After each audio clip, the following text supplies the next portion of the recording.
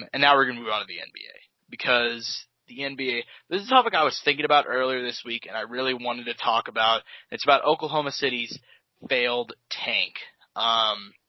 As everyone knows, the Oklahoma City Thunder traded away all of their assets, traded away the cornerstones of their franchise in Paul George and Russell Westbrook, and they also traded other small pieces such as Jeremy Grant, who was a pretty young power forward for the team, who had made a lot of great strides above the team for a couple of years, and was making improvements.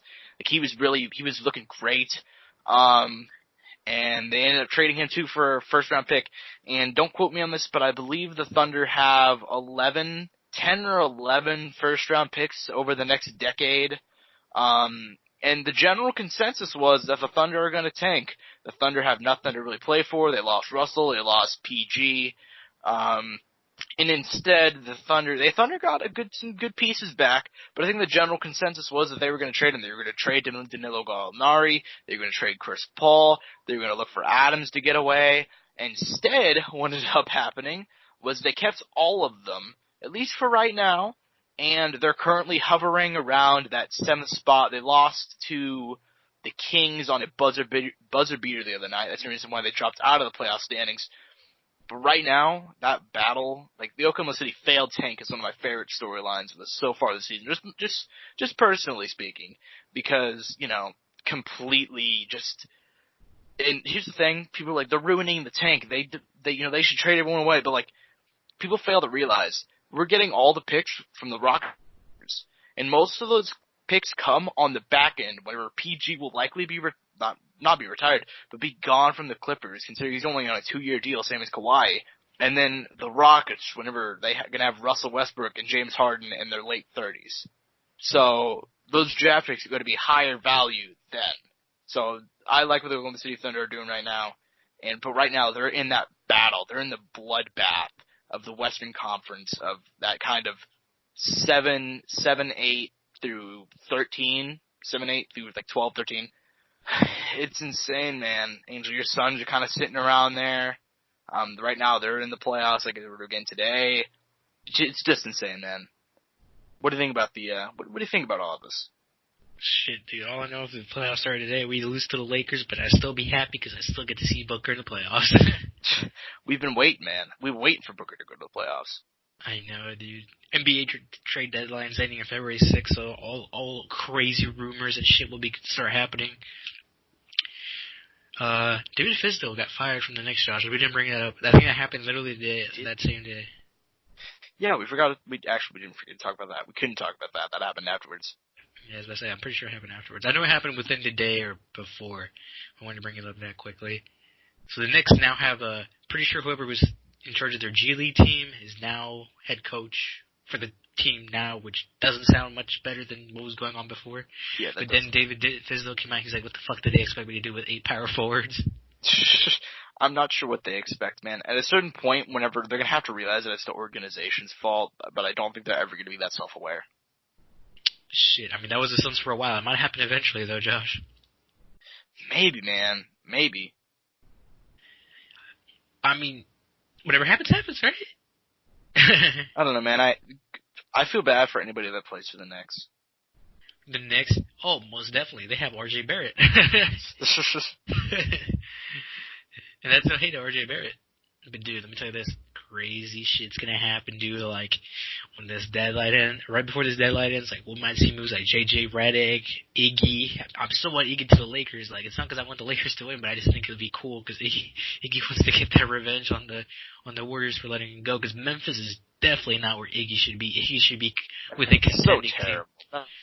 Dude, honestly, Iggy Bucks, does that happen? Off. Possibly. Or Iggy Heat? Like, dude, the Heat are riding that wave still. They really are, man. The Heat are still my surprise team. Like, I would talk every single week about the Heat until the Heat are in the playoffs and maybe make it to the end. Not finals, but, They had a big comeback a couple nights ago. Make it to their conference finals. Yeah, man, they're legit this season. I really hope Iggy goes somewhere. I think it's really, really just shitty that the Warriors took, how long was he there for? Like 7 years, I'm guessing? So for a minute. A good while. 7 years worth of service on a a big part of those championship winning teams, and you send it to a team that's tanking. Not even tanking, but like rebuilding. Rebuilding, yeah. Well, indirectly tanking in a way. Yeah. Let's be real. Definitely lower half of the league. Oh, most definitely. But speaking of trades, I saw this came up a couple days ago. Kevin Love is now on the trading block, apparently. The Cavs are going to be listening to offers. And he said he would like to go home. He said he'd like to go to the Blazers. But I'm not really sure if that's where I personally want him to go. He could be on a contending team too, dude. He would be, but also, I want to see him go somewhere. Like, could you imagine if he reunites with LeBron? I wonder how he'd feel. He'd probably be pissed off that he's back to being the scapegoat. It's like, oh fuck, I don't get enough rebounds. And again, that'd work though. Like, especially considering AD doesn't like to work the 5. Shit, dude. I don't know. It's weird where he slots in, because weirdly enough, I don't know, dude. I never really liked him as a center, but he does a really good job at the center position, so I can't hate on him. You know what I mean? Yeah. So it's like, I've never been a big fan of Kevin Love at the 5, but it works. For sure. It's always worked. It's always worked. Anytime K-Love has been at the 5, it works. It doesn't go anything wrong. And then conveniently, whenever they have to slot someone in, they can move him to the 4. So that's another great thing about him.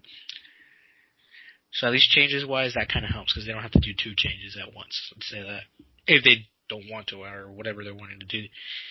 The thing is, my issue right now is, where does K-Love fit right now the best? Someone said the Blazers, I think we talked about that last week, but it's like, then Carmelo kind of gets pushed out of the way. Yeah, he would kind of get pushed out. Which, considering they just signed him for the full year, be an interesting move. But it's like, where does he fit well? Like, K-Love is like, where is he best at? You know what I mean? Yeah. I don't know, man. He's interesting, considering I don't know his numbers for this season. I'm gonna look that up right now. He's been in now. His numbers aren't bad. I mean, it's Kevin Love. You're gonna get good numbers. You know what I mean? That's true. His numbers are never gonna be like terrible. He'll always provide you with what you need. But the thing is, where does he fit though? You know what I mean? Like the Bucks have. I mean, would he be better at the Brook Lopez, position, like where Brook Lopez is at now? Instead they use Kevin Love, but then you push out Brook Lopez. You know what I mean? I think that'd be interesting to see him there. Or unless they rotate Brook and Kev out, which would be okay, because then Kev would maybe be less injury prone. That's actually a good idea. That's a good position to have him in. Yeah, and then heat-wise, I mean, I don't know who they have forward, but he'd be a veteran at that position. So I don't know. And this is just to put it in the East, to keep it in the East, not send him out West. Because out West, I mean, Clippers, I mean, they're full of air. Mavericks, they got KP. Nuggets, they got Millsap. Jazz, I forget, they have, it's either Exum or Ingles, who they have, like, switch on it. I think Ingles is at small forward or whatever. Kings, I'm pretty sure they have that secure. Suns, I mean, it wouldn't be a bad move, but I don't think it's the best move for them. And then Wolves, I mean, it's not a terrible move, but I'm not a fan of it. And then Blazers, like, I'm okay with it, but then you push Carmelo out. Yeah, it's definitely, there's a lot of moving parts there. I don't know. I think I like the Bucks. I think the Bucks out of all the ones I mentioned was my favorite. Yeah.